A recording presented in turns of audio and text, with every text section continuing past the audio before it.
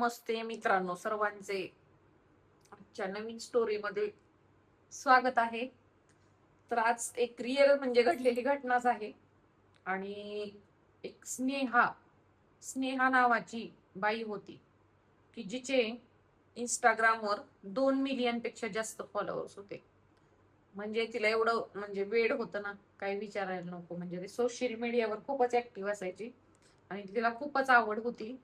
आणि आवड तर होती, पण तिला एक 6 वर्षाचा मुलगाही होता. तिला 6 वर्षाचा आर्यन नावाचा मुलगा होता.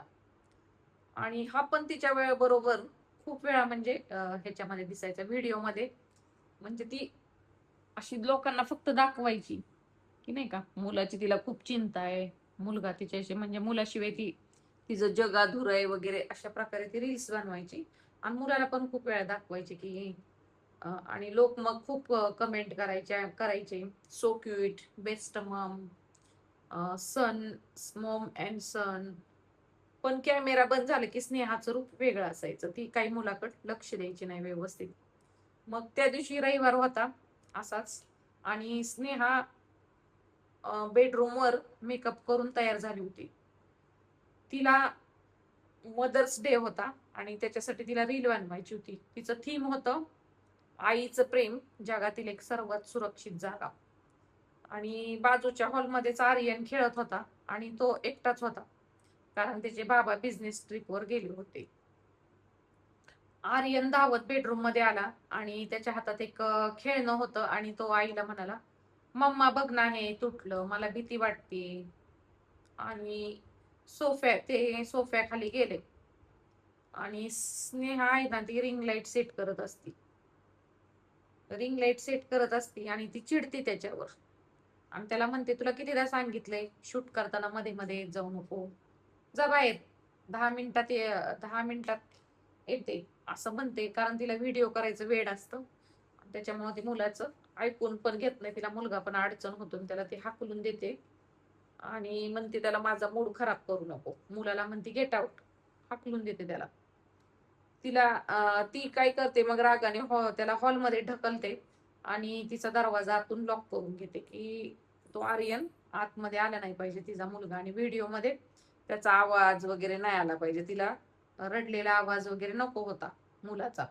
मग तो मुलगा काय करणार, वडील पण नसायचे घरी आणि आई असायची, तर ही आई अशी बिंडो रील बनवत बसायची. खरं तर ह्या बाईला मुलगा शाळेत गेल्यावर किंवा मुलगा झोपल्यावर बनवू शकत होती ना रील, किंवा मुलाला पुढंच तिथं कुठं तर खेळायला लावून बनवू शकत होती. पण असं न करता ही मुलाकडे दुर्लक्ष करत होती. कारण 6 वर्षाचा लहान होता, त्याला एवढं समजत नव्हतं. पण ह्या बाईला खूपच नाही का, अशा बायका खूपच रीलच्या आहारी गेल्यात. काय काय बायका तर स्वयंपाक सुद्धा बनवत नाहीत, असं मी ऐकून आहे. स्वयंपाक बनवत नाहीत आणि बरेच असं नाही का बावळटवाणी करतात.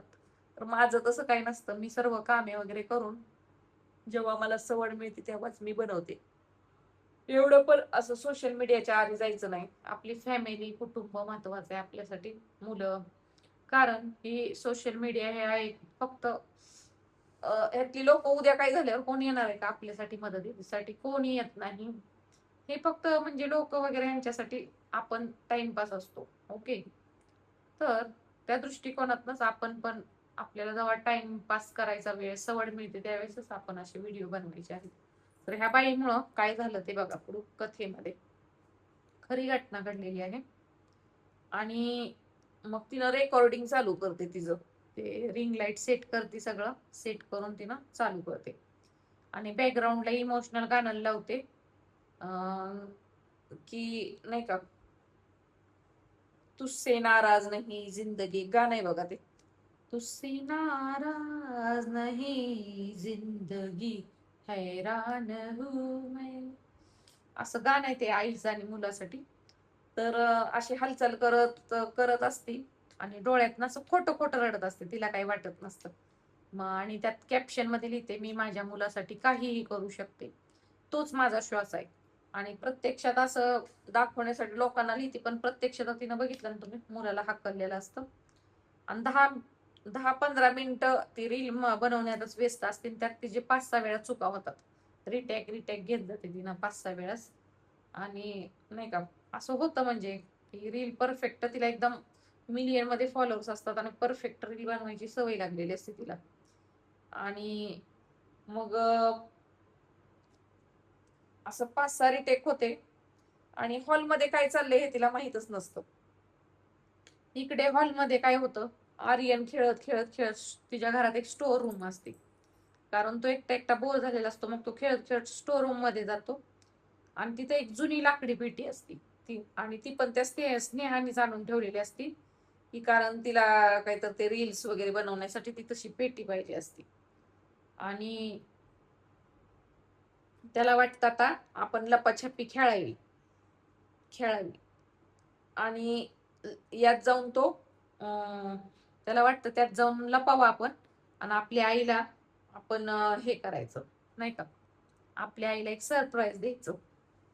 आणि खूप मोठी पेटी असते ती.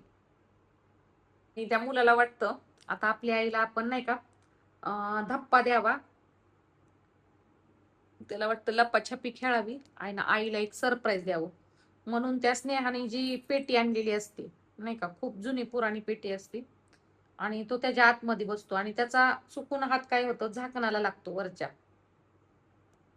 आणि ही पेटी असती ना, ती जुन्या ह्याच्यातली असती, जुन्या काळातली. आणि चुकून मग त्याला हे होतं, धक्का लागतो आणि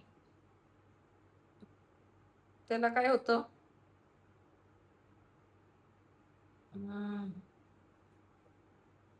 तो खूप घाबरतो आतमध्ये. आणि काय होतं, चुकून त्याचा हात लागतो वरती पेटीला, तो आत बसलेला असतो आणि पेटी अशी उघडीच ठेवलेली असते तिनं, कुलूप वगैरे नसतं लावलेलं, उघडीच पेटी असते. आणि उघडी पेटी असल्यामुळं तो खूप मग घाबरतो आणि वरनं झाकण लागतं. आता तो खूप चिरकू लागतो, ओरडू लागतो.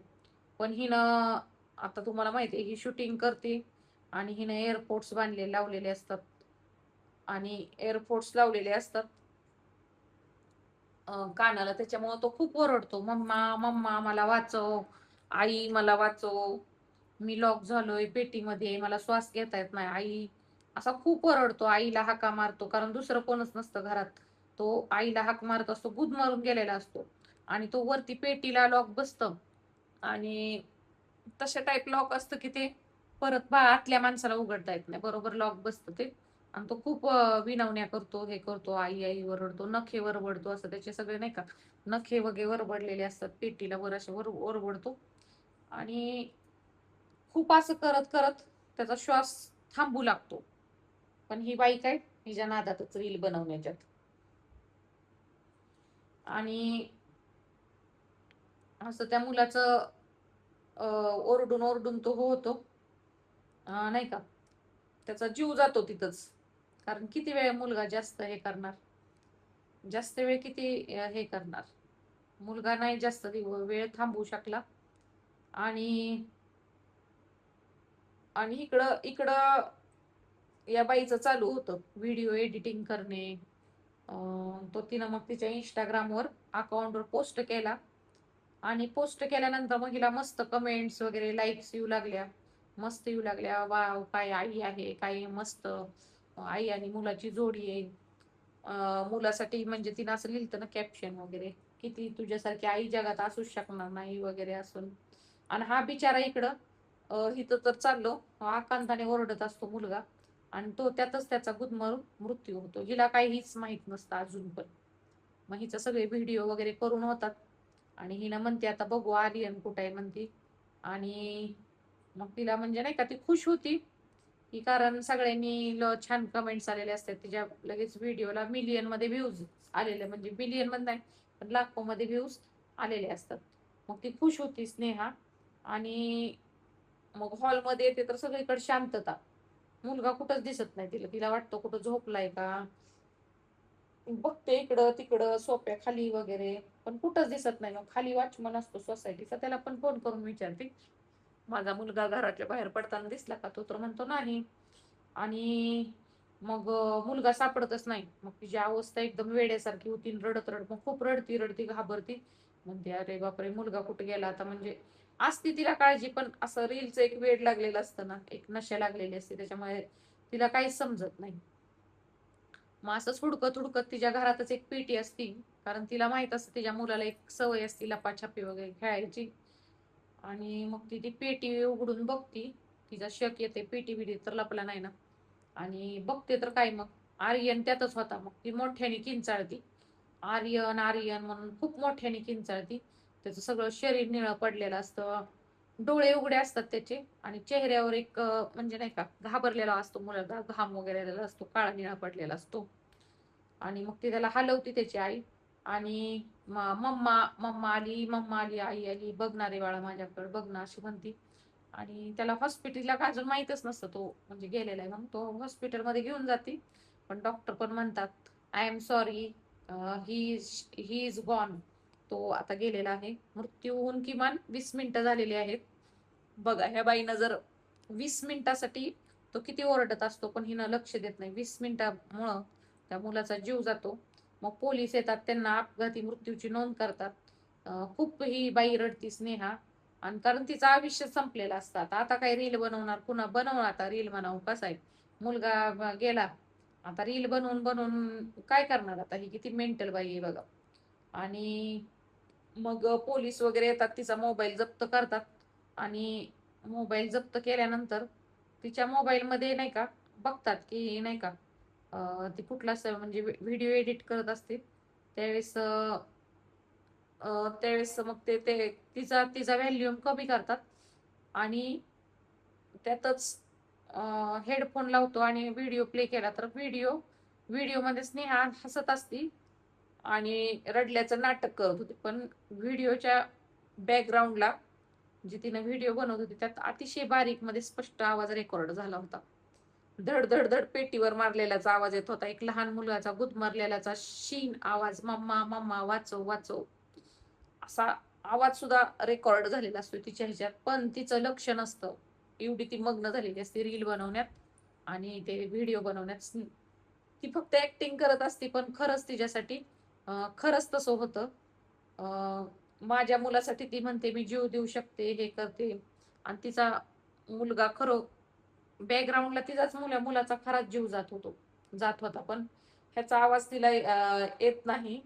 आणि नाही का तिच्या नादात असल्यामुळं आवाज येत नाही. मग पोलिस सर्व चेक वगैरे करतात. आणि मग ते पोलीस तिला ऑडिओ क्लिप ऐकवतात, तेव्हा स्नेहा स्वतःच ती बाई अक्षय बक्षय रडते आणि भिंतीवर डोकं आपटून घेऊन भिंतीवर डोकं आपटते जोर जोरात जोर जोरात, मीच माझ्या मुलाला मारलं, माझ्या रीलच्या घाण सवयीमुळे मी माझ्या मुलाला मारलं, अशी म्हणून ती डोकं जोर जोरात आपटू लागते. आणि तिला एक मानसिक धक्का पोचतो. तेव्हापासून ती मेंटल होती, पागल होती. आणि म्हणजे तिला एक मानसिक धक्का पोचतो, ते रील्स वगैरे सगळंच गेलं, पण ती आता वेडी झाली. आज ती बाई आहे, ती मेंटल हॉस्पिटल मध्ये आहे. ती कोणाशीच बोलत नाही आता सध्या. ती फक्त भिंतीवर डोके आपटते, जणू काय ती भिंतीवर भिंतीवर अशी बोट वगैरे फिरवती, डोकं आपटते आणि अशी पेटी वगैरे उघडण्याचा प्रयत्न करते. आणि आणि मधूनच परत अशी कटकट रिटेक घ्या, असं करा, असं बडबडती. माझा आर्यन परत येईल, माझा पण आयुष्यात कॅमेरामध्ये व्हिडिओमध्ये रिटेक असतो, पण आयुष्यात कधी रिटेक नसतो माणसाचा. हे तिला आधी समजायला होतं. सोशल मीडियाच्या आभासी जीवनासाठी तिने नाही का म्हणजे इतकी हरवली होती ती बाई की तिच्या वास्तवातल्या आपल्या माणसाच्या हाका सुद्धा तिला ऐकू आले नाहीत. मोबाईलची स्क्रीन बाजूला ठेवून आपल्या मुलांकडे लक्ष देणं गरजेचं आहे. कारण लाईक्स आणि लाख मिळतील, पण एकदा गेलेल्या मुलाचा जीव तिच्या परत येणार नाही. आणि ह्यातनं खरंच खूप शिकण्यासारखं आहे. ह्या बाईमुळं बघा हिनं किती नुकसान करून घेतले आहे.